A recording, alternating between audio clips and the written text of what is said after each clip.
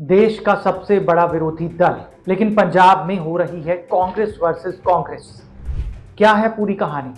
पूरी कहानी आपको विस्तार से बताएंगे। आप हमें सब्सक्राइब जरूर करें, हमारी हिम्मत जरूर बढ़ाएं। मैं कभी पार्टी नहीं छोड़ूंगा, पार्टी बदल लूं तो मुझे वोट मत देना। ये बयान है कांग्रेस के एक बड़े नेता का। ये बड़ा नेता है कांग्रेस का दलित फेस पंजाब में, चरणजीत सिंह चन्नी। ये बयान देने की नौबत आखिर क्यों आई? ये बयान देने की नौबत आखिर क्यों आई? 2027 में कांग्रेस अपना भविष्य पंजाब में देख रही है, लेकिन ऐसे भविष्य की कामना कैसे की जा सकती है जब कांग्रेस की इन फाइटिंग इस तरीके से कांग्रेस को डोमिनेट कर रही है। कांग्रेस के तमाम बड़े चेहरे आपस में उलझे हुए नजर आ रहे हैं, और फिर जब सवाल पूछे जाते हैं उनकी तरफ से ये कहा जाता है कि और भी बहुत सारे मुद्दे हैं, आप इन झमेलों पर बात मत कीजिए। बर्तन और पार्टियों में भी खटक रहे हैं, लेकिन आप इधर ज्यादा मत ध्यान दीजिए। पूरी कहानी आपको बताते हैं, हमारे साथ रहिए। दरअसल बीजेपी की तरफ से एक बयान आया कि चन्नी जी, आप हमारे साथ आ सकते हैं, 2027 में आपका फ्यूचर बीजेपी में ब्राइट रहेगा। बीजेपी के ऑफर को चन्नी ने ठुकरा दिया, लेकिन कांग्रेस में चल रही सबसे बड़ी लड़ाई बिल्कुल उजागर होकर सामने आ गई। सवाल ये है कि क्या चरणजीत सिंह चन्नी कांग्रेस में अपनी निष्ठा को लेकर बिल्कुल पक्के हैं, या फिर 2027 को लेकर दलित कार्ड खेला जा रहा है? बीजेपी का ऑफर और चन्नी की ना।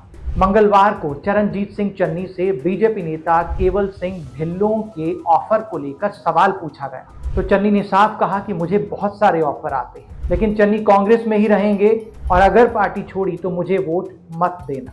राजनीति में ऐसे बयान बिल्कुल इमोशनल नहीं होते, बल्कि उसमें कोई ना कोई सियासी कदम जरूर छुपा होता है, और मैसेज इशारा ये समझा जा रहा है पार्टी के लिए, कार्यकर्ताओं के लिए और बीजेपी के लिए। ये पूरा घमासान कांग्रेस के भीतर आखिर क्यों खड़ा हुआ, इसकी कहानी अब आपको बताते हैं। दरअसल अपर कास्ट टाइटल से भड़का विवाद। पंजाब में अगर आप मानते हो कि 38 या 35% आबादी है, जो तो है ही, तो फिर हमें रिप्रेजेंटेशन क्यों नहीं मिल रही? पंजाब का प्रधान भी अपर कास्ट है, प्रधान का सीएलपी लीडर भी अपर कास्ट है, पंजाब की महिला विंग भी अपर कास्ट है, पंजाब का जनरल सेक्रेटरी भी अपर कास्ट है। यार हम कहाँ जाए, ये लोग कहाँ जाएंगे? दरअसल चरणजीत सिंह चन्नी ने कांग्रेस के एससी सेल के कार्यक्रम में एक बयान दिया। चन्नी ने जो कहा वो आज पंजाब की राजनीति का एक ध्रुव, एक सेंटर बना हुआ है। चरणजीत चन्नी ने कहा कि पार्टी के अध्यक्ष, पार्टी का सीएलपी लीडर, पार्टी की महिला कांग्रेस की अध्यक्ष, ये सब अपर कास्ट के हैं, तो आखिर दलित जाएं तो जाए कहां? उनकी हिस्सेदारी होनी चाहिए। बस यहीं से विवाद छिड़ा। यहां से कांग्रेस की जट सिख बनाम दलित की राजनीति खुलकर सामने आ गई। ये टसल सामने आ गई। कांग्रेस दो फाड़ और कुछ नेताओं की एक चिट्ठी, ये अब चर्चा का विषय बनी हुई है। चन्नी के बयान के बाद 30 से 35 कांग्रेस नेताओं ने हाईकमांड को एक लेटर लिखा है, और अहम बात यह है कि इसमें पार्टी के पंजाब के 3 बड़े चेहरे, उनके नाम शामिल नहीं हैं। ये नाम है प्रताप बाजवा, सीएलपी के लीडर, कांग्रेस के पंजाब अध्यक्ष अमरिंदर सिंह राजा वड़िंग, और तीसरा नाम सुखजिंदर सिंह रंधावा, जो पूर्व डेप्यूटी सीएम है। राजा वड़िंग ने पलटवार किया कि चन्नी सीडब्ल्यूसी के मेंबर हैं, जो कांग्रेस की एक टॉप कमेटी है, और चन्नी सांसद भी हैं। चन्नी एग्रीकल्चर कमेटी के चेयरमैन भी हैं, और सबसे बड़ी बात, 2 सीट हारकर भी उनको सांसद बनाया गया।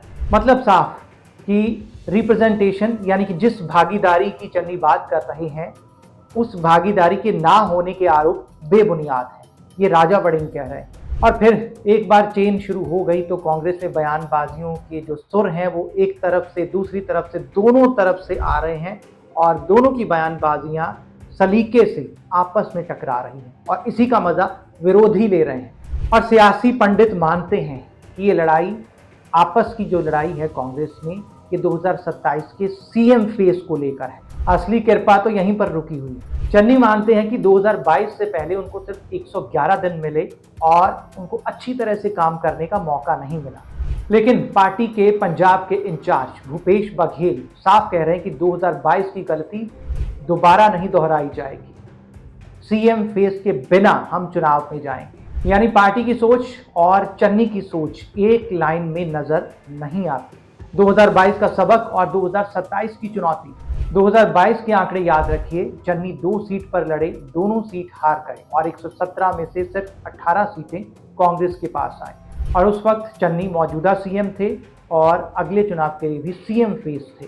अब सवाल ये है कि राहुल गांधी जो जातिगत जनगणना की बात करते हैं, जातीय बैलेंस की बहुत बात करते हैं, तो क्या कांग्रेस इस बार जातीय संतुलन बैलेंस बना पाएगी? क्या दलित बनाम जट सिख राजनीति पंजाब कांग्रेस को कमजोर करेगी या फिर आम आदमी पार्टी और बीजेपी को इसका फायदा मिलेगा?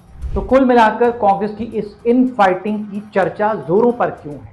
क्योंकि कांग्रेस जो मानती है कि 2027 में उसका आना पक्का है, क्योंकि 2022 में आम आदमी पार्टी जिन वादों के साथ आई थी वो वादे तो अधूरे हैं, इसलिए उनका रास्ता साफ है, ऐसा कांग्रेस मानती है।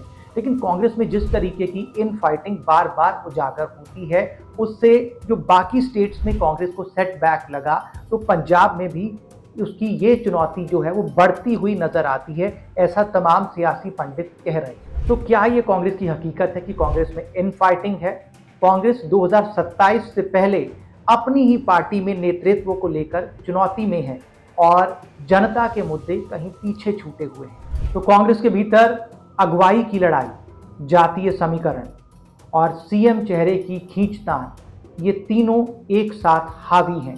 अब फैसला हाईकमांड को करना है कि इस सब में बैलेंस बनाना है या फिर से कांग्रेस का स्ट्रगल पंजाब में जारी रहेगा। जाते जाते आपसे अपील जरूर है कि हमें सब्सक्राइब करें और हमारी हिम्मत बढ़ाते रहें।